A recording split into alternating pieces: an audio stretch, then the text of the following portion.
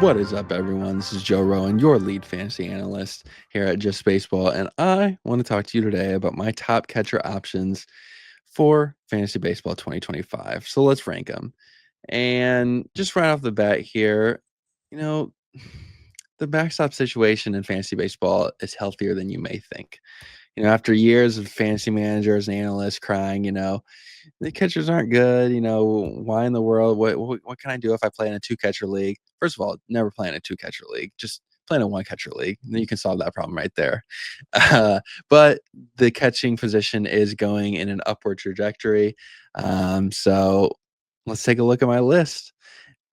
And just to start off, you'll notice that all 8 of my guys, there's no Wilson Contreras. It's true. I think all 8 of these guys are going to have a better fantasy season in 2025 than Wilson does. So I know it's kind of crazy, but let's talk about Tyler Stevenson, who comes in at number 8. I'm looking forward to every member of the Cincinnati Reds come 2025 because Tito Francona, he just brings a new energy, a new aura, a new positive direction to the organization. And we forget how young these guys still are. It's a young core. Stevenson just finished his age 27 season. The underlying data on him is solid. He just needs a more aggressive approach at the plate. And it wouldn't surprise me if he produced a 25 homer, 850 OPS type of season, especially in Great American Ballpark. Man, I think this season he's going to break into top fantasy baseball catcher conversations for sure. Next up, we have Adley Rutschman. You might be thinking, number 7. How in the world, Joe, is he number 7? Well, let me just tell you. Since 2022, Cal Raleigh of the Seattle Mariners has hit a combined 91 home runs, while Rutschman has produced just 52. That's right. If you're not good at math, that's 39 less home runs than Cal Raleigh. It's kind of insane, right? Adley is this guy that everyone loves. He's just, he's the best catcher in baseball. Really?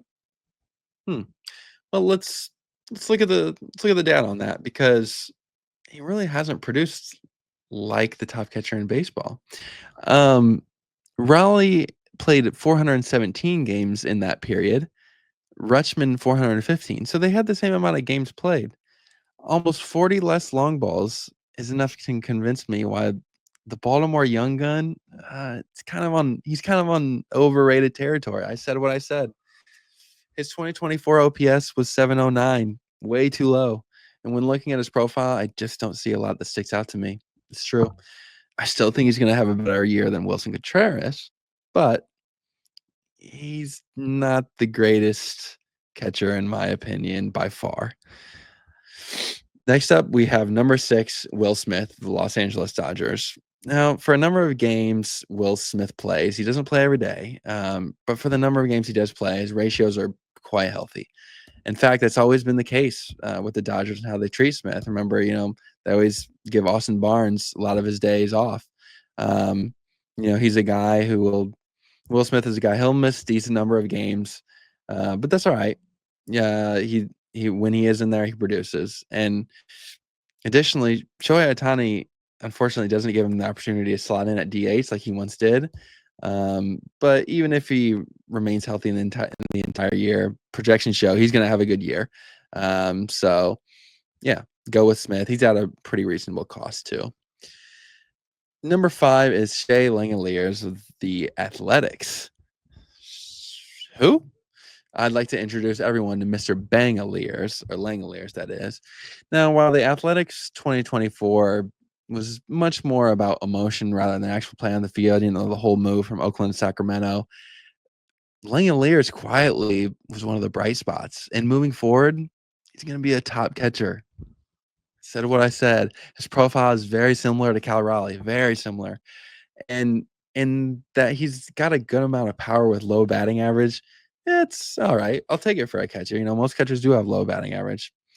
Again, power is the single greatest factor you need for your fantasy teams. Power produces everything.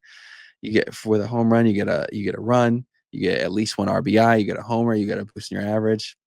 Can't convince me otherwise that no other stat is more important for fantasy. Next, we have number 4, and that's Cal Raleigh. Now, like I said, he's one of my favorite catchers to target. He's going at a pretty cheap cost in terms of ADP. the wisdom with which I've gained in my years of playing fantasy baseball have taught me many lessons. One of them is that, again, power, it's vital. It's vital to winning a championship. I don't think I've ever seen someone in my time win a championship building their team around batting average. I don't think I have. In the last 3 seasons, Raleigh has sent 27, 30, and 34 balls out of the ballpark in 22, 23, and 24. And also, how did he achieve 100 RBIs in this pitiful Seattle offense? That blew my mind, considering there were literally 0 accountable bats amongst Mariner hitters. So, yeah, target Raleigh. He's going to give you great value. Next up, number 3, we have the ultra reliable Salvador Perez. If you want power, yeah, Raleigh or Perez are my favorites here at the catcher position. It's fantastic to see Salvi taking on a leadership role with such a young group, because when they won the World Series, back in 2015, he was the young group. But now he's the vet, and for the past decade, he's been nothing but produce. He's been a savior for the catching spot, considering it seems like him and JT Realmuto have been the ones anchoring the position. I say time and time again, and can especially preach it for this position, the best ability is availability. Perez was able to participate in 158 games last season, far more than any other top catcher out there. So I don't care that Perez will be 35 years old. I don't care about all that. He's going to slide in the DH on his off days, and he's going to be in there almost every day again. So, yeah, target Salvi. Number 2 is Yainer Diaz. And I owned Diaz at the beginning of the season, would be baffled if I saw that he was the number 2 catcher heading into 2025. His April and May were awful, putrid, pathetic. I had enough of him by the time June rolled around and shipped him to another league manager. Funny thing is, he turned it on right after that. He was great once June started, and he never looked back. After hitting 200 with a 472 and OPS in May, he didn't hit below 300 in the final 4 months of the season. So I can see Diaz achieving 25 home runs, while his batting average will be somewhere around 300 in 2025. One lesson to learn from my experience trading him away, if you're about to make a trade, trust the analytics, kid, because the whole time his StatCast page was healthy, and I didn't trust it. Now moving on to number 1 is William Contreras, the Milwaukee Brewers, and he is the top catcher, in my opinion, for fantasy baseball. No other catcher has the solid floor like Contreras. And like I said in the beginning of the video, no catcher, sticks out in any one category.